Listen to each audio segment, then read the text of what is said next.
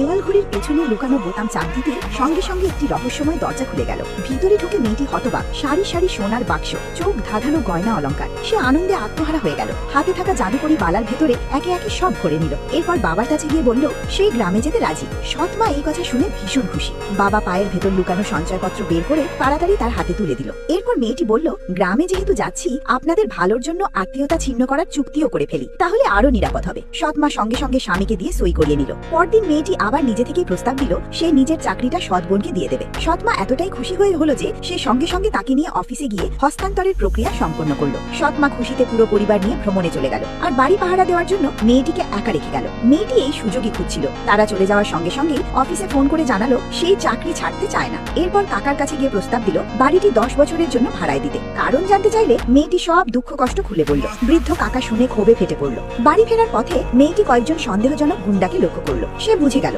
এটা নিশ্চয়ই সৎ মার কাজ। এরপর সেই গুন্ডারা সৎ মার দেওয়া চাবি দিয়ে সহজেই বাড়ির দরজা খুলে ভিতরে প্রবেশ করলো। ভিতরে ঢুকে তারা হতবাক। বাড়ি পুরো খালি, শুধু একটা সোফা পড়ে আছে। তারা আসার আগেই কেউ সবকিছু নিয়ে চলে গেছে। একটু পর মেয়েটি পিছন দিক দিয়ে এসে বাড়ির দরজা খুলে দিল এবং চোর চোর বলে চিৎকার শুরু করলো। পুলিশ এসে বলল কি ঘটেছে বলুন। সে কান্না জড়িত কণ্ঠে বলল আমি ফিরে এসে দেখলাম বাড়ির সবকিছু চুরি হয়ে গেছে, শুধু একটা সোফা পড়ে আছে। প্রতিবেশীরাও সাক্ষ্য দিল। গত কয়েকদিন ধরে তারা কয়েকজন অপরিচিত যুবককে দেখেছে। পুলিশ অস্বস্ত করে বলল চিন্তা করবেন না, আমরা দ্রুত সত্য বের করব। এরপর সে তার কাকাকে ডেকে আনলো, কারণ আজ বাবা ও সৎমা বাড়ি ফিরবে। সৎমার মা ও বড় বোন বাড়ির সামনে অপেক্ষা করছিল, কারণ ধরা পড়া চোরদের মধ্যে তার ছেলেও ছিল। তারা বাবা মাকে দেখে তাড়াতাড়ি মামলা তুলে নিতে বলল। ঠিক সেই সময় নারীটি ও তার কাকা সামনে এগিয়ে এলো। বাবা অবাক হয়ে বলল কাকা আপনি এখানে? কাকা হেসে বলল কেন, আমি আসতে পারি না? সৎমা বলল দরজার তালা বদলানো কেন? মেয়েটি বলল আপনারা যাওয়ার পরদিনই চোর এসে বাড়ি খালি করে দিয়েছে। বাবা হতভম্ব হয়ে বলল তুমি কি বলছো?